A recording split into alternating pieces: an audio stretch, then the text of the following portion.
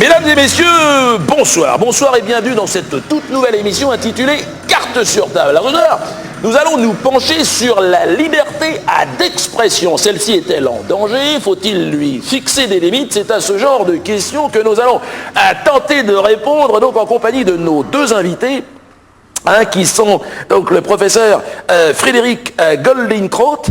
Vous êtes philosophe, écrivain, vous êtes également président de l'association des Amis de l'Apartheid, des Amis d'Israël, pardon, excusez-moi.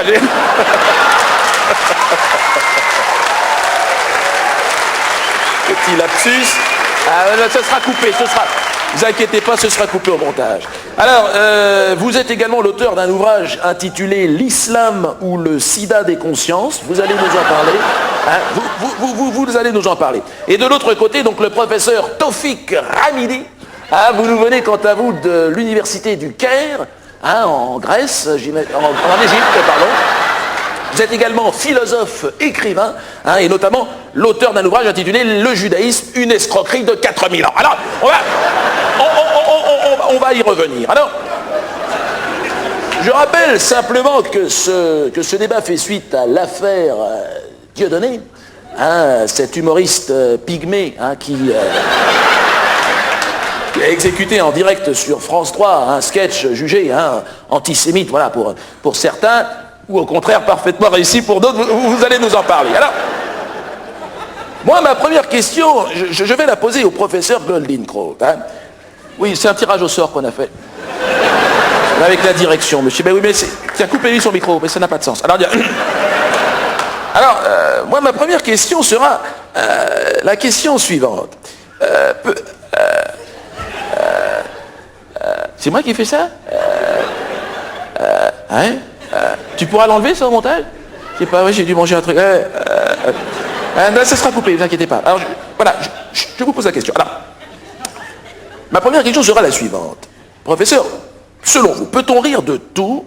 Doit-on laisser aux humoristes une liberté d'expression totale?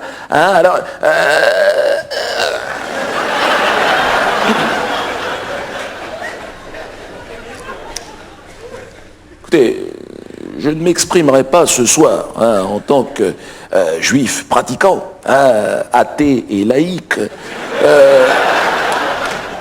mais en tant que citoyen français.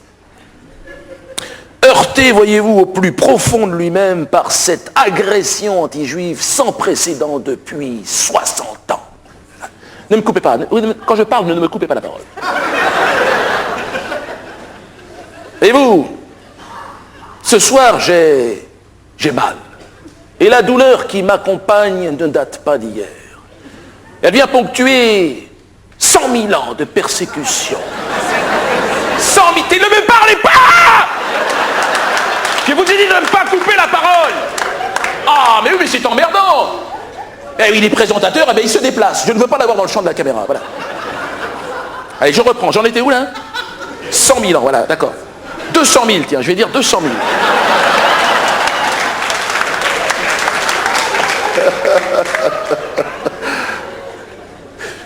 Vient ponctuer 200 000 ans de pogroms, de supplices, de larmes, de cris, de pleurs et de points de côté. L'inconcevable, l'inadmissible a pourtant une fois été franchi et à une heure de grande écoute. L'attentat atroce, l'exploit antisémite unique dont s'est rendu coupable notre ami Chocolat, marquera à jamais ce millénaire qui débute. Mais ce qui me peine le plus, c'est cette ingratitude caractérisée du nègre d'Afrique envers son bienfaiteur, le peuple élu d'Israël. Oui, monsieur. Oui, monsieur. Oui, monsieur. Où seriez-vous, monsieur Blabla, sans nous, sans les Schellcher, sans les Diderot, les Montesquieu, les Robespierre et les Jean-Marc Thibault? Où seriez-vous? Tous juifs, oui, pour la plupart. Écoutez, 95% des prix Nobel de la paix sont juifs, et des hommes qui ont compté pour cette planète. C'est une réalité, monsieur, biologique, qui nous a été... Me contredire serait une posture révisionniste. Et vous seriez poursuivi, et vous le savez pour ça. Voilà.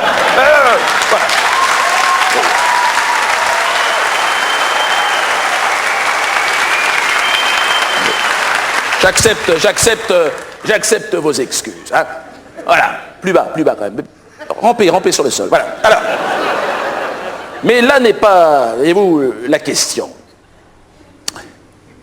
Comment dire vous savez, ce qui m'a choqué le plus dans cette affaire, c'est... il faut voir le sketch de ce représentant du peuple des forêts.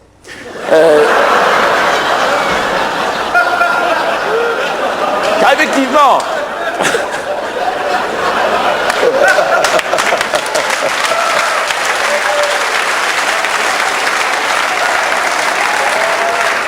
Car si on regarde bien, quand il conclut cette singerie nauséabonde par ce Haïl Israël, Haïl Israël, si, il a fait dire à son personnage, Haïl, ah si, écoutez, tout le monde l'a entendu.